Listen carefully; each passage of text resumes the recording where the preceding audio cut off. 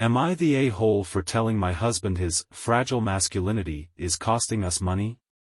Back in late 2021, my husband Craig, M46, and I, F44, welcomed our fourth child into the world. As a result, we needed to upgrade one of our cars to something larger. We decided to trade in my super reliable Toyota RAV4 for something bigger since I was the one who drove the kids around most often. I was open and ready to embrace minivan life and was planning to buy something reliable and safe, like a Honda or Kia. But Craig had his heart set on an SUV. In his mind, minivans were too feminine. So, against my better judgment, we ended up purchasing a used 2018 Mercedes GLS 450, mainly due to his insistence.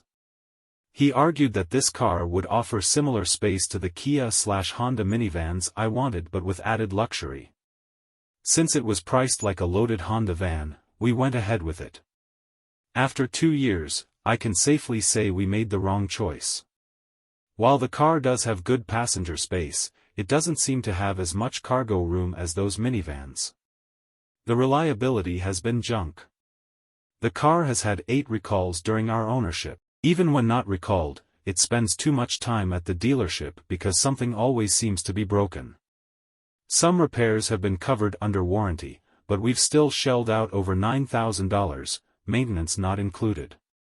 The car hasn't even racked up that many miles. Below are just some of the annoyances. The shifting can be rough. Sometimes, I press on the gas and the car barely moves, and when it does, it's jerky. The shifting can be rough. Sometimes, I press on the gas and the car barely moves, and when it does, it's jerky. For the past few weeks, the check engine light has been turning on randomly. Numerous electronic issues. Since the car's problems have stepped up in the past few weeks, I'm beyond fed up. I don't feel safe driving it around with my kids, and I've even started getting nightmares about it stranding us in the middle of nowhere. Craig always downplays this and claims that it's normal for the car to have some issues.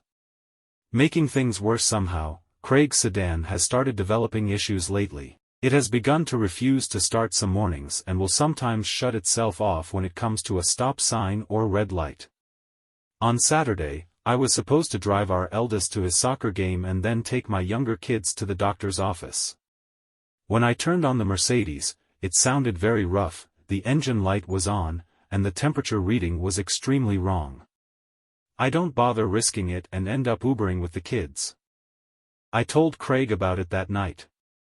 He listened at first, but when I suggested selling it, he cut me off and said that he wasn't getting a van just because I wanted that.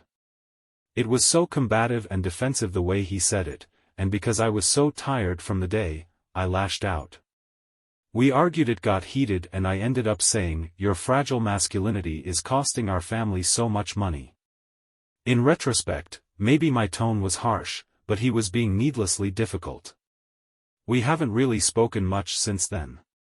I'll also be Ubering to work this week since I won't be touching that car.